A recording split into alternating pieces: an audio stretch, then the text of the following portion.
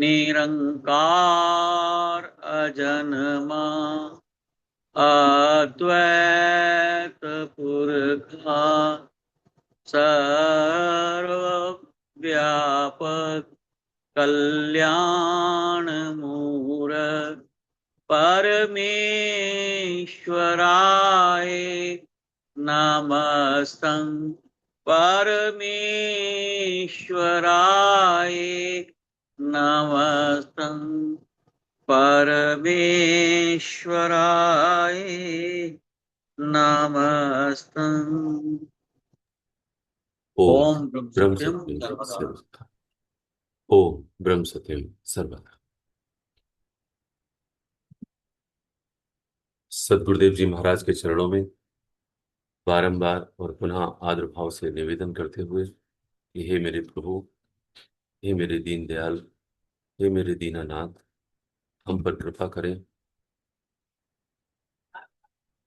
हमारी बुद्धि सतोबल प्राप्त करते हुए आपके द्वारा दिए हुए ग्रंथ के मर्म को, रहस्य को जान सकें, जिससे कि आपके ही चरणों में निवास करते हुए हम आप में ही लीन हो जाए। ओम ब्रह्म सत्यम सर्वदा। ग्रंथ श्री समता विलास, वचन number 34, page number 148। Shri Maharaj जी हम सभी को कह रहे हैं, अपने साखी भूत ईश्वर की पूजन कर्म जंजाल से छुड़ाने वाली।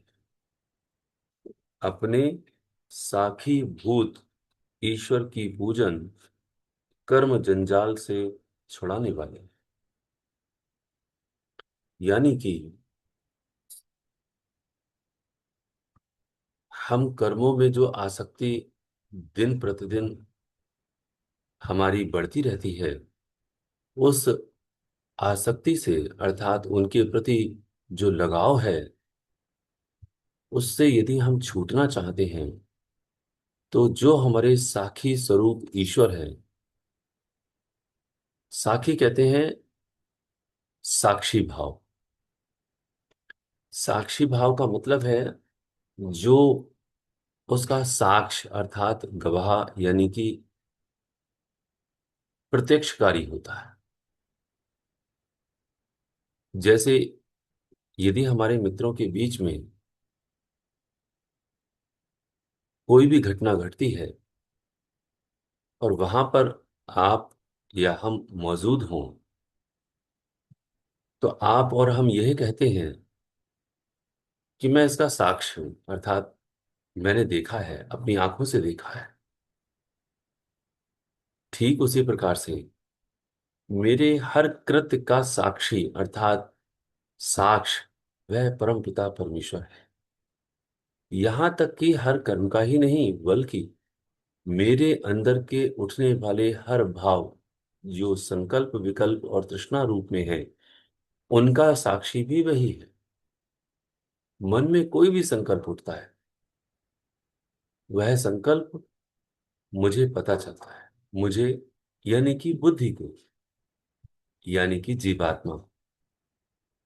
जीवात्मा उस मन के संकल्प के अधीन होकर के कर्म करती है।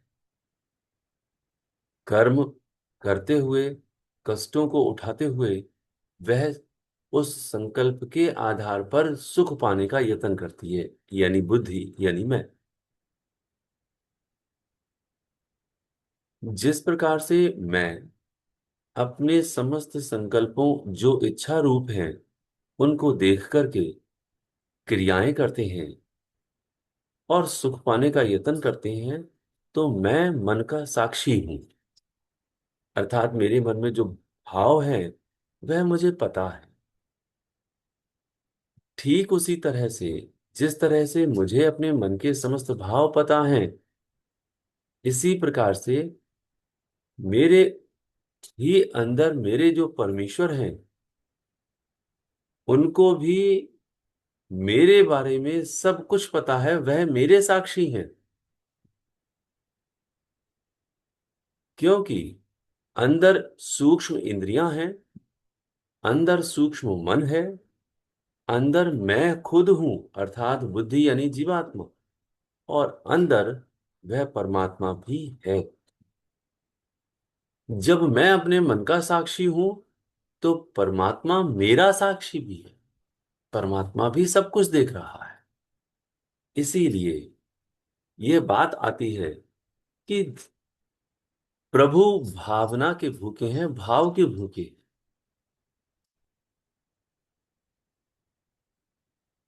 तभी सभी शास्त्र कहते हैं कि आप जिस भाव से भोजन को पकाते हैं वह भाव भी खाने वाले के अंदर जज्ब हो जाता है, चला जाता है। जब खुशी से भोजन पकता है तो खुशहाल परिवार होता है।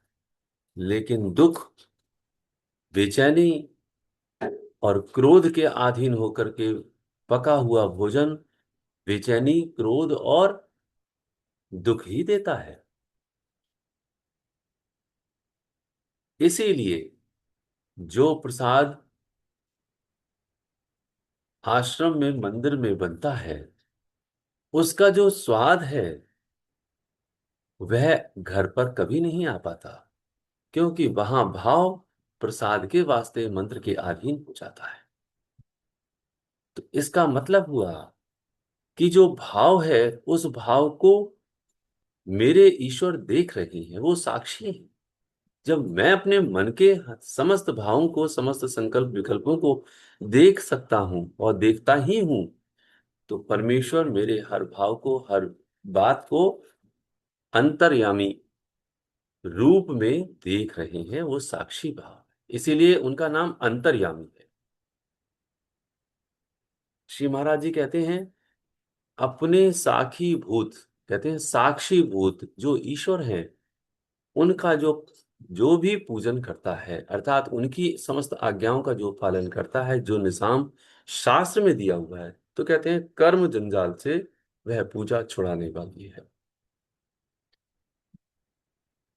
यानी कि जो कर्म के प्रति मेरी आसक्ता बनी हुई है कि मैं और अधिक इस संसार में अपने पैरों को फैला दूं और स्थायी बन जाऊं और सुख वैभव प्राप्त करूं और गाड़ी बंगला नौकर चाकर और अपने समस्त धन धान्य से परिपूर्ण हो जाऊं, तो ये जो कर्मों के प्रति मेरी आसक्ति है, वह आसक्ति ईश्वर के ईश्वर की सही पूजा से छुड़ा देती है। तो यदि हम उन कर्मों के प्रति अति दुखी हैं, तभी ही तो पूजन करेंगे। जब हमें कर्मों के प्रति सुख की अनुभूति है, यह कर्म मुझे दुखदाई नहीं सुखदाई लग रहे हैं, तो हम क्यों ऐसी पूजा करें? क्यों परमपिता परमेश्वर से हम फरियाद करेंगे कि हे प्रभु, मुझे इन कर्म जंजाल से छुड़ा दो? इसीलिए वाणी आती है, दुखी जीव की सुन पुकार, सतगुरु आए जगत उद्धार। जो जीव दुखी है, दुखालय जिस जीव को यह संसार नजर आ रहा है, ये मुसीबत खाना और ये दलदल नजर आ रही है, वही जीव तो अपने परमात्मा से पुकार करेगा। तो जो जीव है वह परमात्मा के अति निकट है, जैसे इस जीव के अति निकट मन है, और मन के निकट, मन में सारी संकल्प है, और मन के निकट समस्त सूक्ष्म इंद्रियां हैं। तो ये जीवात्मा अपने प्रभु से फरियाद करती है कि हे प्रभु, इस कर्म जंजाल से मुझे छुड़ा दो। प्रभु अंतर्यामी, वह सब जानते हैं, एक एक भाव जानते हैं कि यदि आपने किसी मनुष्य को पानी भी पिलाया तो अंदर आपके क्या भाव आया। यह भाव आया कि मेरा यह सौभाग्य है जो प्यासे को मैंने पानी पिलाया, हे प्रभु आपकी बड़ी कृपा है। और यदि यह भाव आया कि अजीब मुसीबत है, मुझे इनको पानी पिलाना पड़ रहा है, आराम से हम लेटे हुए थे, ये दोनों भाव उस व्यक्ति को पता नहीं चलेंगे। वह तो गिलास लेकर के पानी पी जाएगा, परंतु अंतर्यामी परमेश्वर को ये दोनों भाव पता चल जाए कौन सा भाव आपका है। अच्छा है या फिर बुरा है। और प्रभु भाव के आधार पर ही फल देते हैं। इसलिए श्री महाराज जी कहते हैं कि अपने साखी भूत ईश्वर की पूजन कर्म जंजाल से छुड़ाने वाली है।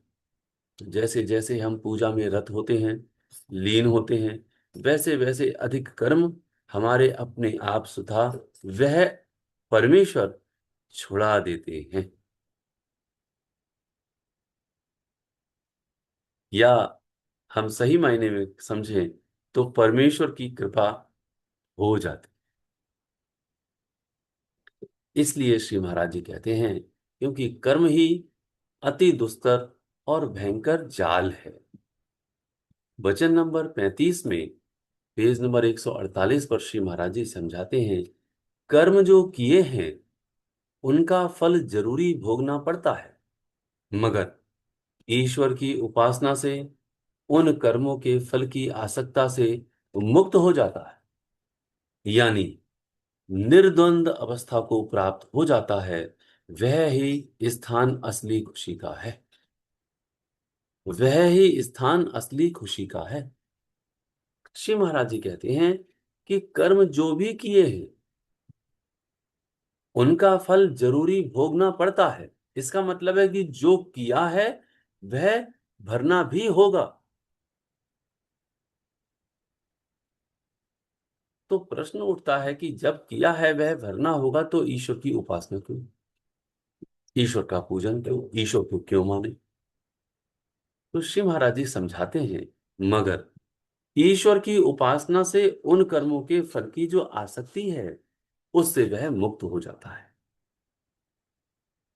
कर्म दुखदाई इतने नहीं होते जितना कर्म का फल दुखदाई या सुख रूप में होता है।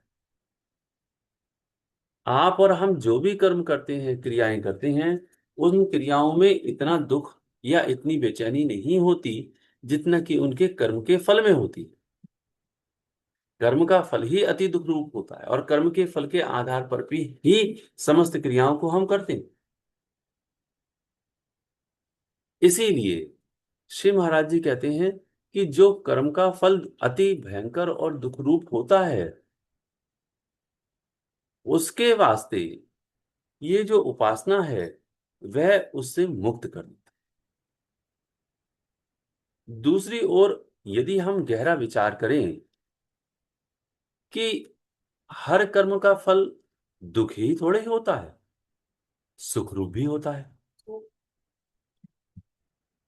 तो फिर हम उस कर्म के प्रति हम क्यों बेचैन हो। हमें चैन भी मिल सकता है। इस बात पर गहरी गौर करके सत्पुरुषों ने समझाया है कि जो भी कर्म है उसका फल यदि तुम्हारे अनुकूल आ भी जाए तो वह अनुकूलता कितने वक्त तक रहती है। वह एक वक्त गुजर जाने के पश्चात स्वतः ही प्रतिकूलता में बदल जाती है। या यूं कहें, उस फल के अनुरूप मेरी इच्छा एक वक्त के बाद बदल जाती है। जैसे मान लीजिए हमने अपने ही मकान में एक बहुत अच्छा सा अपने मनपसंद का पेंट कराने का विचार किया। हमने पेंट करा भी लिया, उससे हमें सुख भी मिला। तो इस क्रिया के पश्चात हमें सुख मिल रहा है, तो हर कर्म के पश्चात हमें दुख ही थोड़ी मिलेगा, सुख भी मिलेगा और दुख भी मिलेगा। लेकिन हम सुख के पहलू को विचार कर रहे हैं गहरा, कि यदि हमारे अनुकूल वह पेंट हो गया तो कुछ समय के पश्चात स्वतः ही मन उस पेंट से भर जाएगा, अर्थात ऊब जाएगा। फिर हम पुनः दूसरे रंग की चाहत अपने अंदर बसा लें। क्योंकि समाज में हम कई जगह जाते आते हैं, उठते हैं, बैठते हैं। फर्श हमने डलवाया, जिस कलर का डलवाया, एक दिन के पश्चात वह हमारे लिए ऊबना वाला हो जाता है या फिर वह खराब हो जाता है। दोबारा से उसके लिए कराते हैं। यानी कि जो अनुकूलता हमारी कर्म के फल के तत्पश्चात मिली, वह अनुकूलता स्थिर नहीं रहती। क्योंकि भगवान कृष्ण कह रहे हैं, अर्जुन, सुख स्थायी कैसे रह सकता है जब तुम्हारी देह ही स्थायी नहीं है। तुम्हारी देह हर पल हर क्षण बदल रही है। जब तुम ही बदल रहे हो तो सुख क्यों नहीं बदलेगा। इसलिए कभी भी सुख स्थायी नहीं हो सकता, क्योंकि संपूर्ण सृष्टि तीन गुणों से निर्मित है, रजोगुण, सतोगुण और तमोगुण। सुख इसमें स्थायी नहीं हो सकता। हमारा मन कभी सतोगुण में होता है तो कभी रजोगुण में होता है तो कभी तमोगुण में होता है। हमारी इच्छाएं पांच विकारों के आधार पर इन तीन गुणों में भ्रमती रहती है। इसलिए अर्जुन, सुख स्थायी नहीं हो सकता। श्री महाराज जी कहते हैं कि जो फल है, उस फल से तेरी आसक्ति छूट जाएगी। कैसे? इस उपासना से। ये जो गहरी बात है, ये तब समझ में आती है जब साधना के कुछ पहलू में हम आगे बढ़ने लगते हैं। उसका अवलोकन यह बुद्धि सतोबल के आधार पर समझने लगती है कि कर्म वास्तव में दलदल है। कर्म की आसक्ति अति दलदल है। कर्म इतने दुखदाई क्रियान्वयन में नहीं होते जितना कि कर्म के फल अति दुखदाई होते। चाहे वह कर्म का फल वर्तमान में मुझे सुख दे जाए, लेकिन उसका अंत अति दुखदाई ही होगा। यह गहरे विचार से पता चल जाता है। जो विचार, जो उदाहरण दास ने दिया, उस उदाहरण के आधार पर हम एक ना एक दिन उस सुख रूप परिणाम को भी दुख रूप में स्वतः ही परिवर्तित कर देते हैं, क्योंकि तृष्णा का जो रोग लगा हुआ है, वह अंदर ही व्याप्त है मेरे।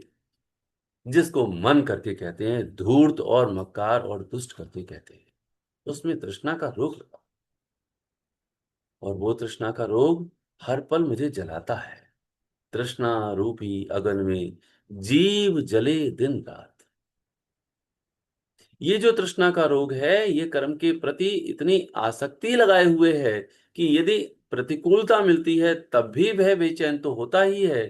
अनुकूलता मिलने के पश्चात भी उसकी बेचैनी कुछ समय के पश्चात पुनः खड़ी हो जाती है। और मैं, कहते नहीं, तृष्णा रूपी अगन में जीव जले दिन रात। मैं जीव, मैं दिन रात उस तृष्णा रूपी उन इच्छाओं में जलता ही रहता। तो सत्पुरुषों ने उसका इलाज समझाया। वचन नंबर 35 में कहते हैं, इसको बारंबार हम सीखने और समझने की कोशिश कर रहे हैं, कि कर्म जो किए हैं उनका फल तो जरूरी भोगना ही पड़ता है, मगर ईश्वर की उपासना से उन कर्मों के फल की जो आसक्ति है, जहां मैं लिपायमान हूं, बंधन में हूं, उससे, उस आसक्ति से मुक्त हो जाता है। अर्थात यानी करके श्री महाराज जी कहते हैं, यानी निर्द्वंद अवस्था को प्राप्त हो जाता है। निर्द्वंद कहते हैं, वहां पर कोई द्वंद नहीं है। द्वंद का मतलब है, मेरे लिए कहीं कोई आशंका नहीं है कि यह मेरे लिए सुख रूप है या दुख रूप है। मुझे पता है अच्छी तरह से कि फल हमेशा, कोई भी हो, मेरे लिए बेचैन ही कर देगा। तो फल किसके अधीन है? फल देना ईश्वर के अधीन है, जिसको कह रहे हैं कर्मण्य वाधिका रस्ते मां फलेषु कदाचन। अच्छा, फल किसके अधीन है? फल सही मायने में मेरे द्वारा किए हुए कर्मों के फल के अधीन है। कुछ कर्म जिनके बारे में हम विचार करते हैं कि वह मेरे कर्मों का फल ही नहीं, बल्कि वह तो मेरी इच्छाओं पर ही निर्भर कर रहा है। मेरी इच्छा के अनुरूप फल हो गया, बड़ी आनंद आ गए, मौज आ गई। लेकिन वह मौज कुछ ही दिनों की होती है। उसके पश्चात वह तृष्णा का रोग अंदर मुझे जलाना शुरू कर देता है। तो मैं द्वंद्व अवस्था में, निर्द्वंद अवस्था में जब पहुंचता हूं, तो वह मुझे जलाता नहीं है, बल्कि मुझे शांति देता है, चैन देने लगता है। क्यों चैन देता है? क्योंकि उसके रहस्य को मैं जान चुका हूं, यानी जीव जान चुका है। तब कहते हैं कि मंगत मार्ग धर्म में जीव शीतल होए जात। तो जो दूसरी लाइन है, उस दूसरी लाइन में शीतलता की बात तब कही गई है कि वो धर्म को जानने लग, अर्थात निर्द्वंद अवस्था में वह जीव आ गया। और उससे पहले क्या था? तृष्णा रूपी अगन में जीव जले दिन रात। तो तृष्णा रूपी जो अगन थी, वह अगन मुझे दिन रात जलाती थी, यानी जीव को जलाती थी। और अब क्या हाल हो गया? अब यह हाल हो गया कि ये जीव यानी मैं, यानी बुद्धि, इस बात को समझ गई कि हर फल से मेरी आसक्ति मेरा बंधन नहीं है, बल्कि वह मेरे फल के निर्धारण पर सुनिश्चित कर दिया चुका किया जा चुका है, जिससे मैं अलग हूं, मैं दूर हूं। और यह रास्ता, यह स्थिति तब आती है जो सबसे पहली लाइन लिखी, मगर करके, मगर ईश्वर की उपासना से। ईश्वर की उपासना का मतलब ही है परम पिता परमेश्वर के मंत्र का जाप। उप कहते हैं निकट, आसन कहते हैं बैठने के, तो कहते हैं उपासना। शब्द अपने आप में ही परिलक्षित करते हैं उसका अर्थ। उप कहते हैं निकट के लिए, और आसना, उपासना, आसन, उपासना। अर्थात जैसे ही कोई जीव उस मंत्र के निकट आ जाता है, अर्थात परमेश्वर के निकट आ जाता है, वैसे ही उसके अंदर जो निर्द्वंदता है वह आ जाती है। क्योंकि उस जिसके आप निकट रहोगे, उसके महागुण आप में आएंगे ही आएंगे। आप अग्नि के निकट जाओगे, तपिश मिलेगी। आप ठंडक के निकट जाओगे, आपको शांत, अर्थात आपको ठंडक महसूस होगी। बर्फ के पास जाएंगे तो ठंडक मिल जाएगी, अग्नि के पास जाएंगे आपको अग्नि, तपिश मिल जाएगी। आप मिर्च की बोरी के पास बैठोगे तो आपको धस मिर्च का लगेगा ही लगेगा। इसीलिए आप ईश्वर के निकट जाकर के बैठ, अर्थात मंत्र के साथ आपका हर समय लो लगी रहे, मंत्र का जाप चलता रहे, ईश्वर के निकट हम और आप पहुंच जाएंगे। उससे परिणाम ये होगा कि ईश्वर के जो गुण हैं वह हमारे अंदर आने लगेंगे।